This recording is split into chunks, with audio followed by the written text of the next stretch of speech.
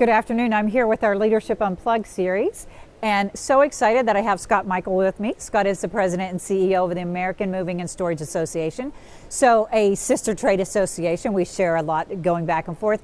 But tell me a little bit about your journey to getting to that place.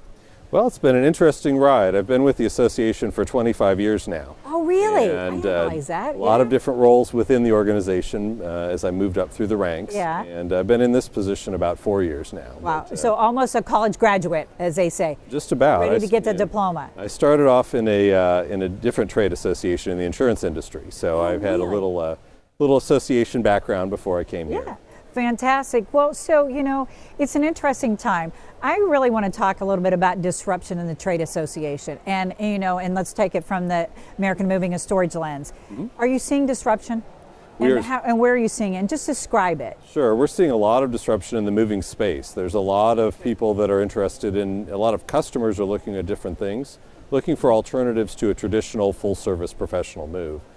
And you see just different styles of what people are looking for, and there's a lot of different players coming into the market trying to provide different partial service options. So they would maybe help with packing or help with loading or help with driving, just different elements of the move, so that you don't have a professional mover that does the whole job from end to end. So seeing that sort of break down. Yeah, or not break down, but sort of break into various looking at different elements to do that, and give some flexibility to the customer so that they can do what they want and look for what they're looking for. So speaking of disruption, and in your industry, every 2 years when there is either a midterm or an election, that's disruptive in and of itself. And so talk to me a little bit about it, how you weather through those. Well, the turnover in Washington really is a key element of what any association has to deal with when we're interacting with members of Congress. And we look for opportunities to educate the new faces when they come to town, and we think we have a unique story to tell in terms of moving, because they are moving from their congressional district to Washington. So they're going to need our services when they start that process. But we have to educate them about our issues, about our industry, and what's important. And in this case, if one of the houses changes hands, then that changes who's in charge and what the priorities could be. So you're able to actually start from an empathetic lens and say, how did your move go? Right. And so let me tell you about the machinations behind the scenes relative to that. Exactly. That's really interesting. So the other thing that's interesting is we're coming in this era of time of sort of the elevation of diversity on an agenda, right? And so I just want to talk a little bit about, largely, your industry, the trade association from a mover is male dominated, right? And so what are the things that you're looking at from a diversity and inclusion perspective to help elevate sort of a difference? Right.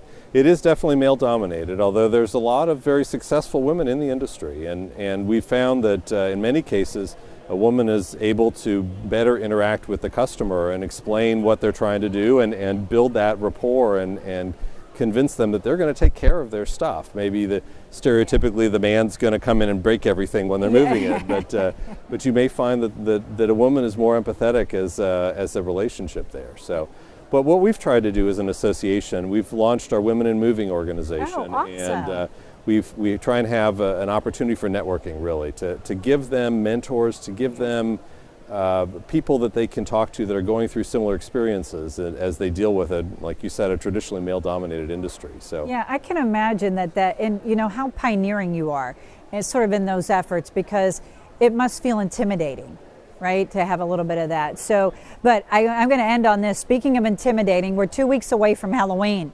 Absolutely. All right. Don't tell me you don't dress up and go to a party. What's your Halloween costume going to be?